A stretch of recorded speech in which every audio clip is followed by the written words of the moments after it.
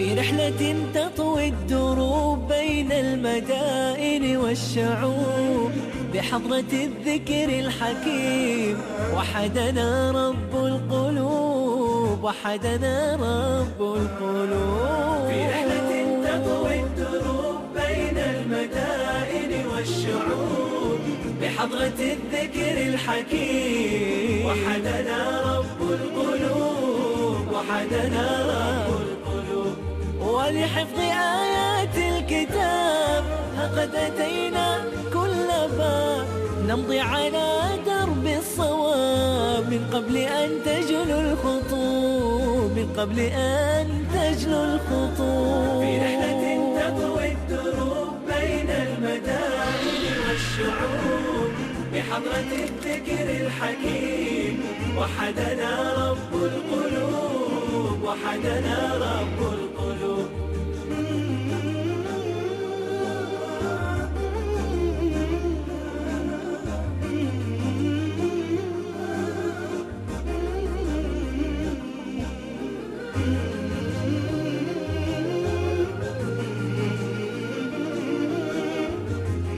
Saya masih merasa terkesan di pusat hafalan Al-Quran di Grozny di Chechnya. Saya duduk dengan salah seorang staf pengajar di sini. Dan saya benar-benar mengambil faedah dari program pembelajaran yang mereka terapkan. Kami pergi ke berbagai negara untuk menerawang dan melihat berbagai pusat dan model hafalan Al-Quran yang metodenya sangat berbeda-beda agar bisa mengambil pelajaran dan lebih dekat pada kitab Allah Subhanahu wa Ta'ala. Dan ketika saya sampai di Chechnya dengan izin Allah Ta'ala, saya benar-benar menceritakan apa yang saya lihat dan saya tidak pernah melihat sebelumnya, melihat pusat hafalan Al-Quran yang seperti ini. Tempat ini bernama Keidi Kisiwa. Itu merupakan nama seorang wanita yang solehah, yang selanjutnya namanya diabadikan untuk tempat hafalan Al-Quran ini. Apa hakikat tempat ini, kegiatannya, dan bagaimana siswanya menghafalkan Al-Quran? Inilah dia, seorang staf pengajar yang bertugas membimbing siswa untuk menghafalkan Al-Quran. Apa kabar, Syekh? Ya, alhamdulillah. Baik, insyaallah. Baik. Syekh, Masya Allah, kira-kira ada berapa orang yang ada di sini? 100 orang, 5 orang pengajar. Masya Allah. Setiap satu orang, mereka membimbing 20 siswa. Masya Allah, Tabaraka Rahman. Masya Allah, apa saja yang ada di tempat ini? Seperti yang Anda lihat, markas atau Al-Quran Center ini terdiri dari satu masjid jami untuk sholat Jumat dan sholat 5 waktu. Ruangan dalam, atas, lalu ada ruangan makan dan tempat berolahraga, ada juga lapangan bola dan arena gulat. Arena gulat? Ya, arena gulat. Arena juga. gulat? Masya Allah. Sebab gulat ada dalam sejarah Rasulullah SAW. Ya, Allahumma sholli alaihi Dilengkapi wa juga sallam. arena olahraga musim panas dan dingin. Ada beberapa rahasia yang bisa membantu Anda dan sifatnya khusus. Bila khusus berarti butuh perhatian, dan ini akan sangat membantu Anda dalam perjuangan Anda untuk menghafalkan Al-Quranul Karim, kitab Allah Azza wa Jalla. Rahasia pertama adalah waktu pagi. Waktu ini sangat penting untuk menghafal kitab Allah Subhanahu wa Ta'ala. Allah Subhanahu wa Ta'ala berfirman, "Wa Qur'anal fajr Inna Qur'anal fajri kana mashhuda." Allah Subhanahu wa Ta'ala memperingatkan kita, wahai penghafal Al-Quran, Anda harus memiliki waktu pagi ini setiap hari. Waktu fajar buat seorang penghafal Al-Quran adalah waktu yang penting. Seorang penghafal Al-Quran harus menunaikan salat fajar. Ingatkan diri Anda, di waktu pagi pikiran terasa jernih. Di waktu pagi, waktu itu penuh barokah. Di waktu pagi Anda akan dapat banyak kebaikan dan derajat yang tinggi di sisi Allah Subhanahu wa Ta'ala. Cobalah hafalkan satu halaman Al-Quran di waktu pagi, dan coba halaman lain di waktu siang. Anda akan dapatkan hafalan di waktu pagi jauh lebih kuat. Inilah rahasia yang hebat. Qur'anu fajrin ya akhi mashhudu wal khairu fi safahatihi ma'qudu فاحرص على القرآن لا تبخل به فالخير دوما للورى مردود فاحرص على القرآن لا تبخل به فالخير دوما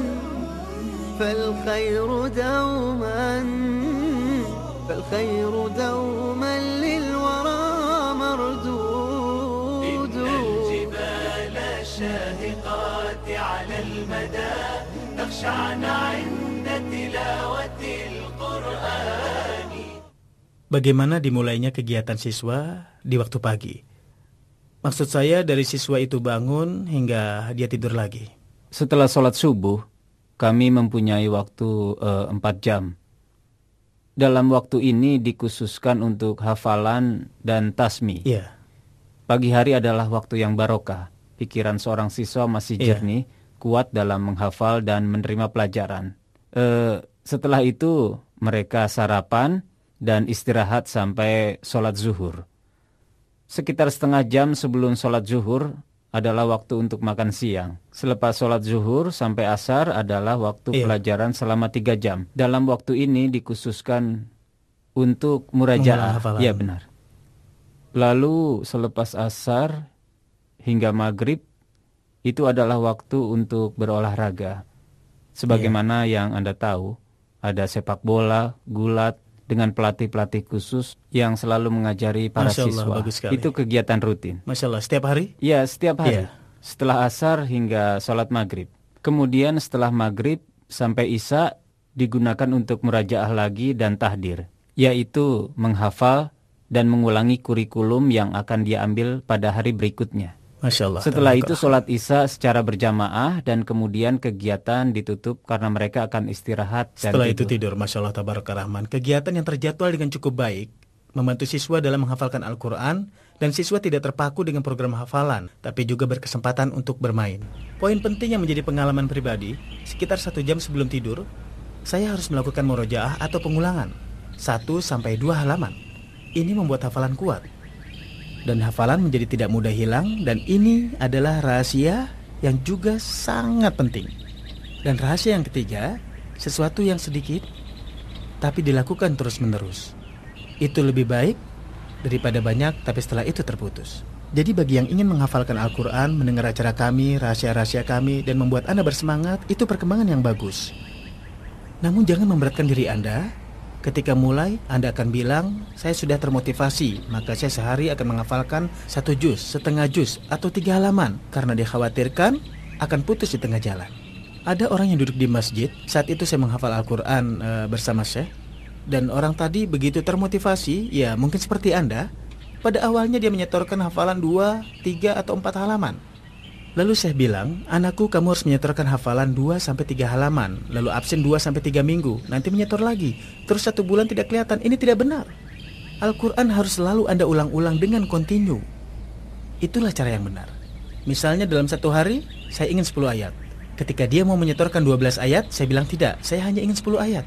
2 ayat yang lain untuk pertemuan berikutnya.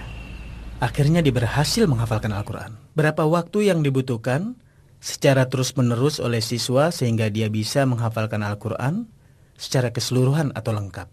Yang kami targetkan sebenarnya tergantung pada masing-masing santri. Kami bisa melihat kemampuan mereka, bagaimana hafalannya, tasminya, dan cara dalam talqi. Namun maksimal waktu yang dibutuhkan 3 tahun. Waktu maksimalnya 3 tahun dan dia sudah bisa menghafal Al-Quran. Saat itu hujan turun. Kami mengambil jalan dari ruang bawah tanah karena seluruh sisi bangunan terhubung di bagian bawah untuk antisipasi keadaan darurat.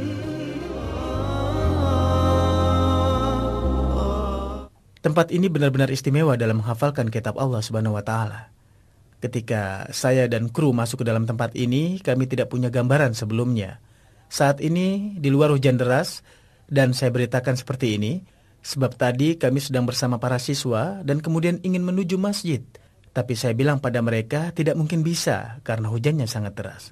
Mereka bilang, saya tidak perlu khawatir sebab ada jalan di bagian bawah yang menuju ke masjid dan tidak akan terkena air hujan. Bayangkan pemirsa, seluruh sisi bangunan ternyata terhubung di bagian bawah melewati ruang bawah tanah. Kita telah menyaksikan beberapa Al-Quran Center yang sangat bagus di CES-nya. Demi Allah, cukup membuat saya terkesan. Sebagian orang mungkin punya persepsi bahwa tempat ini tidak mungkin bisa terrealisasi di tempat kita, misalnya di Kuwait. Al-Quran Center yang megah ini, masjid yang besar dan taman-taman yang sangat indah menjadi tempat para siswa menghafalkan kitab Allah Subhanahu wa Ta'ala. mereka tinggal di tempat ini. Bayangkan tadi saya bersama dengan para sahabat di sini, para penghafal Al-Quran.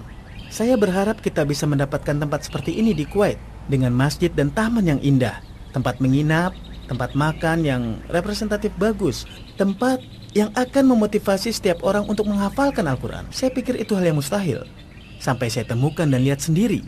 Di chestnya sangat-sangat indah, yaitu tempat bagi para siswa untuk menghafalkan Al-Quran. Dan saya juga berharap agar Al-Quran Center yang sangat indah seperti ini bisa terrealisasi di Kuwait, negara Teluk atau negara Arab, dan juga negara-negara Islam lainnya.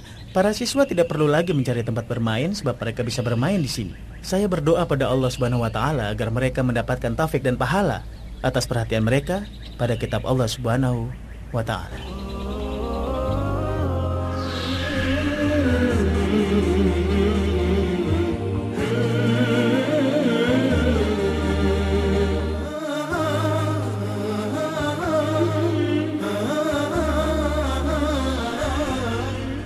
Ada cara yang baik sekali untuk para orang tua yang akan membimbing anak-anaknya dalam menghafalkan Al-Quran agar mereka bisa menyelesaikan proyek yang agung ini sehingga lengkap seluruh Al-Quran. Anda harus dengar sendiri Al-Quran terhadap anak Anda. Anda tidak mungkin melakukan peran sebagai syekh atau mu'alim atau muhafiz, tidak mungkin bisa.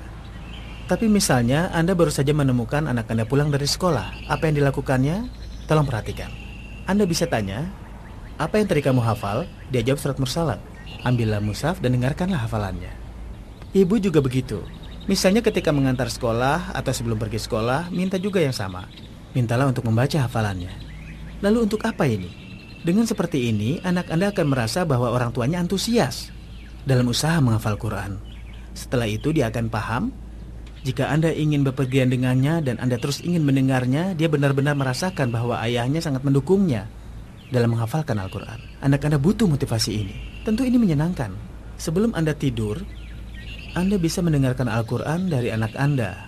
Anda duduk dulu sebentar dan katakan pada anak Anda ingin mendengar hafalannya. Demikian juga ibu.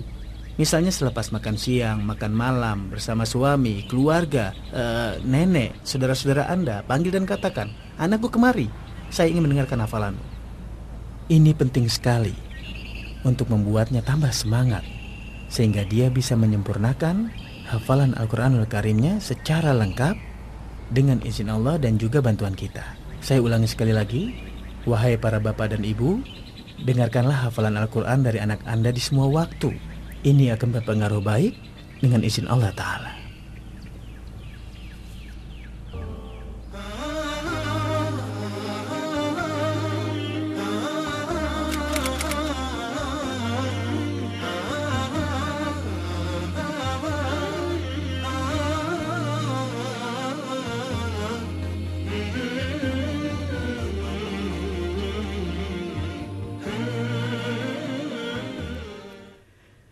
Di Yayasan Al-Abrar Mesir, saya menjumpai Abdul Wahab Abdul Latif yang hafal Al-Quran secara lengkap.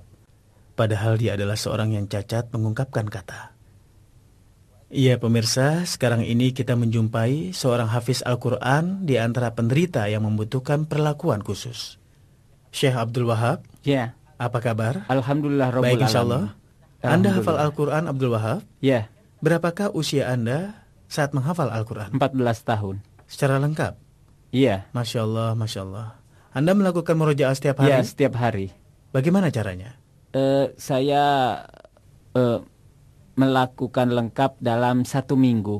Anda melakukannya lengkap dalam 1 minggu? Iya. Tentu saja saat itu kami berusaha untuk mengobatinya selama beberapa waktu. Namun salah seorang dokter mengatakan arahkan Abdul Wahab untuk menghafal Al-Quran. Awalnya dia bisa menghafal materi dalam bahasa Inggris, tapi dokter melarangnya. Dia bilang tetap arahkan untuk hafalan Al-Quran. Dulu dia tidak bisa bicara. Pertama kali bicara dengan jelas usianya 14 tahun. Waktu kami memperdengarkan Al-Quran, dia menangkapnya dengan cepat dan kemudian dia bertanya, ayat tadi tempatnya di mana?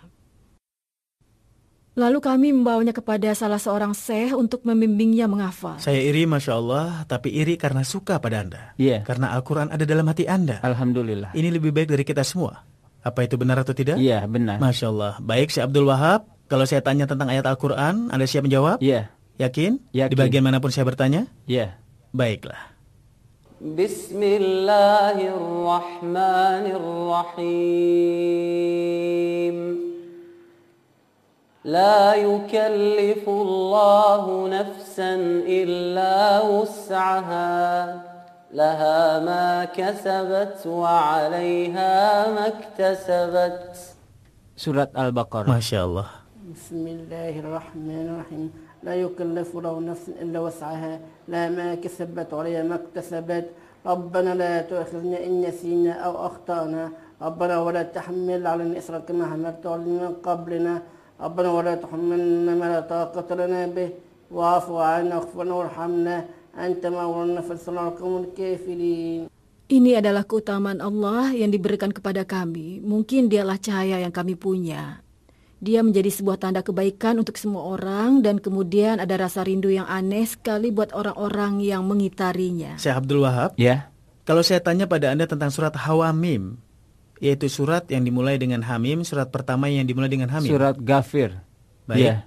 Surat Ghafir. Kemudian Benar. Tanzilu, تنزيل الكتاب بالعزيز العليم غافر الذنب قبل التوبة شديد. istimewa. Kemudian surat apa setelahnya? Fusilat.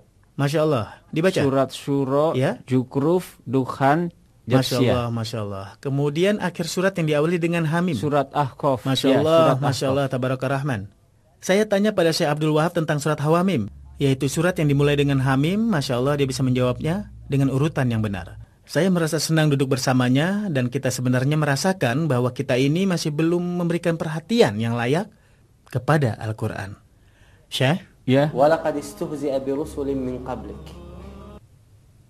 itu ada dalam surat apa? Surat Al-An'am. Surat Al-An'am. Terus? Akhir surat Ar-Ra'd. Iya, benar. Terus surat apa? Al-An? Al-Anbiya. Masya Allah. Setelah itu saya benar-benar bahagia. Saya pun dengan bangga selalu mengatakan saya adalah ibu dari Abdul Wahab. Tidak penting dia itu peringkat 3. Yang penting saya bahagia. Dan orang kalau bertanya alamat di mana rumah Ummu Abdul Wahab. Surat-surat apa yang ada sajidahnya? Al-A'raf, Ya, Ar-Ra'd, iya. Nahal, Isra, Maryam, Al-Hajj, Furqan, Sajdah, Syad, Fusilat, Insyikok, lalu Masya Allah. surah Baik, Syekh Abdul Wahab.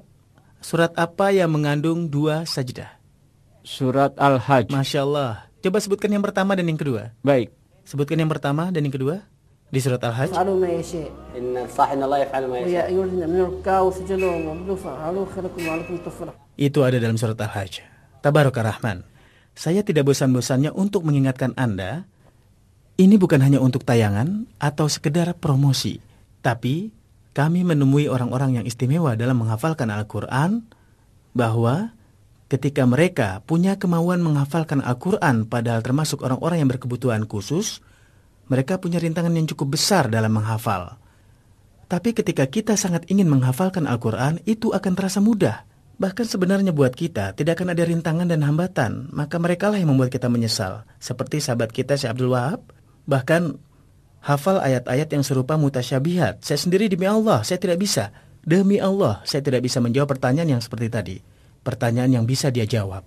Tabaraka Rahman. Saya bisa sampaikan kepada para ibu dan juga para putra-putri kita, daripada menghafal lagu dan nyanyian, arahkan mereka menghafalkan firman Allah Al-Quran.